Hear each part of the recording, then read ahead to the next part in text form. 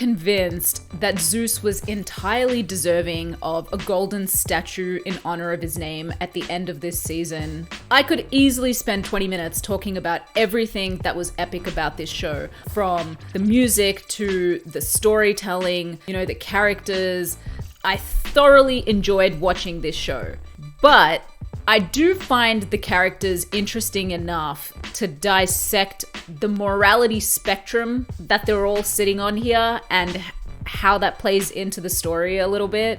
3 characters in particular: Zeus, Hera, and Seraphim. One of the things that I found really interesting about Zeus's character is that the same man who says that we shouldn't interfere with the mortals and that men should have adversity so that men can learn how to be men is the same man who decides that it's okay to impersonate a woman's husband, sleep with her, impregnate her, allow her other son to be thrown off a cliff, and have all these horrible things happen to her as a result of this god coming down and interfering with a mortal's life. I realize that Zeus is not a bad guy. He tries to help where he can, and he does feel bad for Seraphim, and he even tells him that it was him who helped him along the way. I get that, he's not a malicious character, but he does have a tendency to just do what he wants, but then expects everybody else to listen to him. I thought that was just very interesting about his character. But I love when Heron, his son, tries to pull him up on that and confronts him about it and asks him why he wasn't there for his mother, why he let all these terrible things happen. Zeus is just like, I wish I had a better answer for you, but I don't really. What? You interfered. You told the other gods that they couldn't interfere, but you interfered. You let your desire for this woman ruin this woman's life and her 2 children and everybody else who's caught in this crossfire of family drama. You messed up everybody's shit. You really did. And my feeling is that Hera has every right to be pissed off at Zeus, because not only is he deceiving her, making a fool out of her, when she asks him about the affair, he straight up lies to her face, almost to the point where I feel like he's kind of sick of being married to her. He's just like, I just want to get away from this woman. So I felt a lot of empathy for her in the beginning, up until the point where she's like, you need to kill your son and the mother of your child. And then I was like, damn, this chick is straight up crazy. But I like how all of that added to the motivation of her character and why she'd finally had enough. And not to mention, Zeus is kind of the reason these giants exist in the first place. Wouldn't it have been awesome if Zeus had just burnt the remains of the giants rather than throwing them in the sea? Because I feel like the biggest victim of the show was poor old Seraphim. And definitely by far the most interesting character.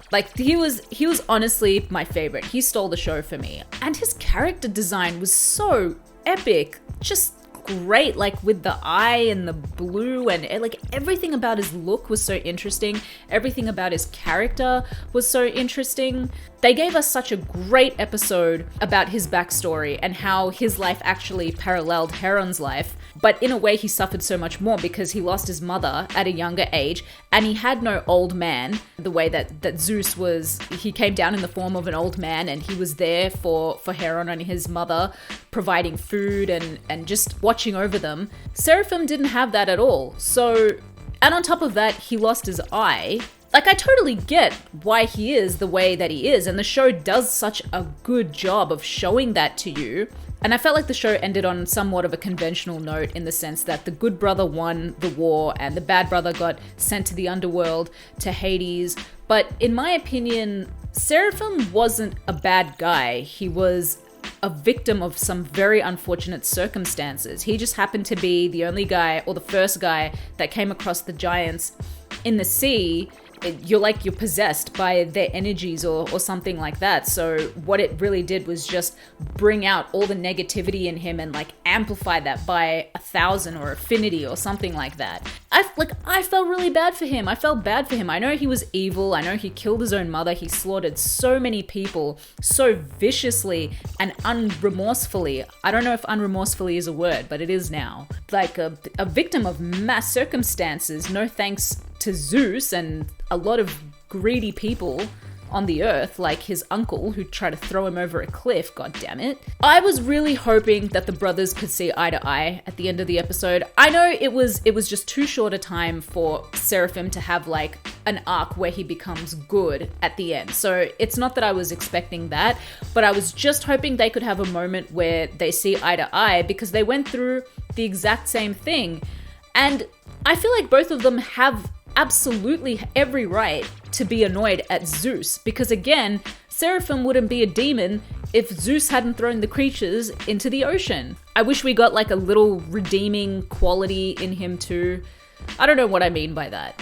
When Hades told him to kneel, like that was such a great moment because that had been set up so well throughout the season. Like half of me was like, oh, this is so cool. What a great way to end the show. But the other part of me was like, I feel so bad for him. Like I don't want this to be the ending for him. I want him to prevail. Am I the only one who felt that way? Poor Seraphim.